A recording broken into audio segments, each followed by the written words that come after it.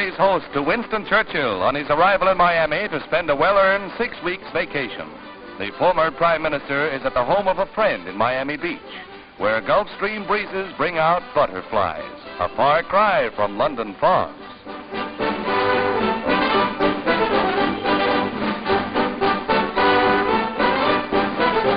Mr. Churchill is host to a press conference during which he warned against too rapid a drift toward world collectivism. America again welcomes a great leader and statesman.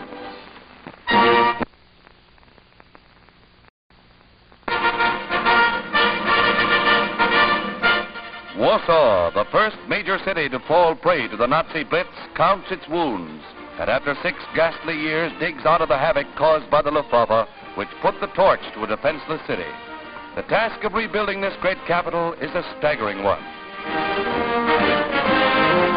But little by little, life returns to the shattered city.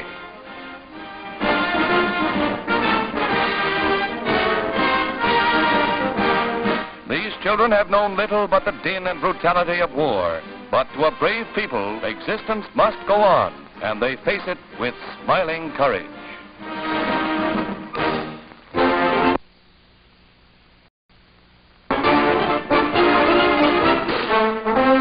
It looks like all of Uncle Sammy's favorite nephews are trying to storm the famous Rainbow Club in London.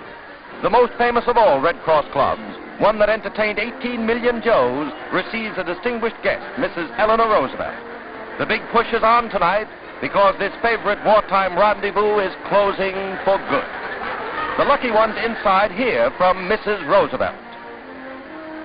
It is a sad day for many because partings are always sad. But it is a joyous day, too, that the war is over and the men who came here for the war can now go home. It's every man for himself tonight, and traffic is really thick. The doors are closed, and those on the inside won't get out, and those on the outside want to get in. Looks like a problem for the general staff.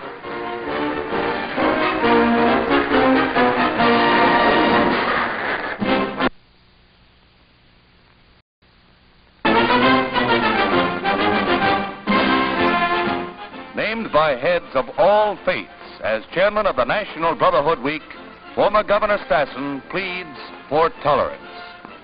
It should be repeated time and again that anyone who lights the flames of bigotry or intolerance in America lights a fire underneath his own home.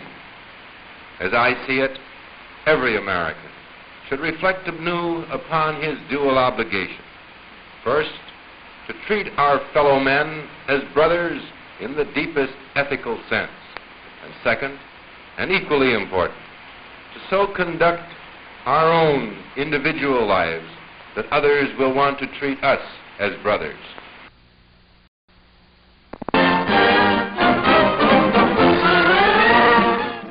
A timely reminder by the U.S. Mint that the March of Dimes to aid the National Foundation for Infantile Paralysis is in full swing.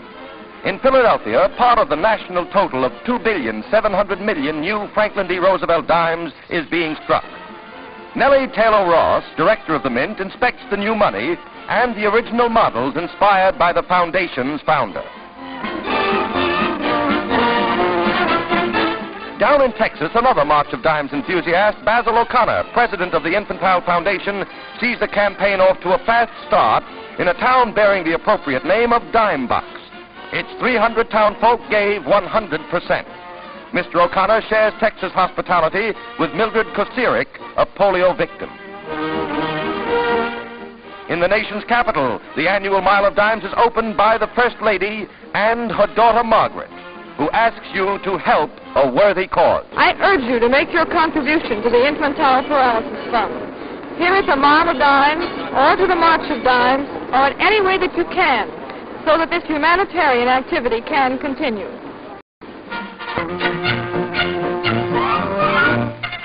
Yes, it's strictly on the level. Mariana, which is what this donkey's name is, actually shares this house in Revere, Massachusetts with Miss Zulalian. and shares the food as well. Get a load of those stable manners. Some people wear carnations, but Mariana uses them for dessert. Mariana will go for the donkey serenade, for Mariana's brays are bunny.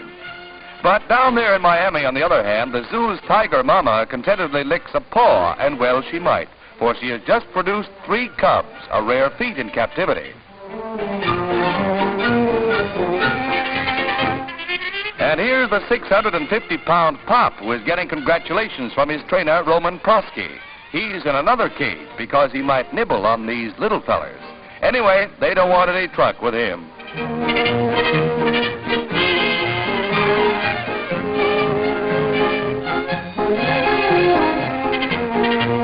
Off to a very nice start. It's a shame their eyes aren't open yet.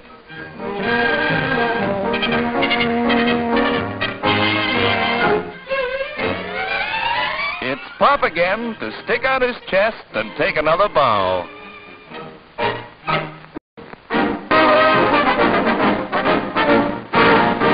Leather pushers in New York City Golden Gloves bouts come out with some fights that really sparkle. Oh, you think it's tough, mister. Well, it really is tough. This slugging match with Salvatore Savarino and Arthur Essenfield pulling no punches. And if you think different, here comes the old one, too. Now, just a minute, there's the 2, and it's curtains for Arthur.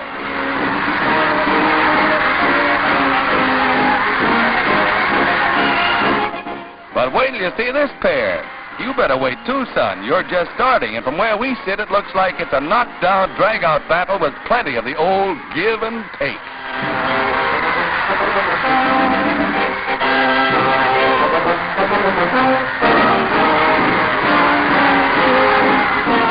Well, I see chewing gum is back.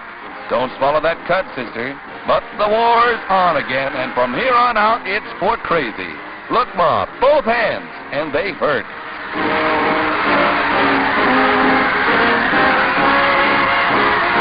What are you worrying about? These guys aren't mad at each other, but they certainly can fight. Oh, better luck next time, Slugger.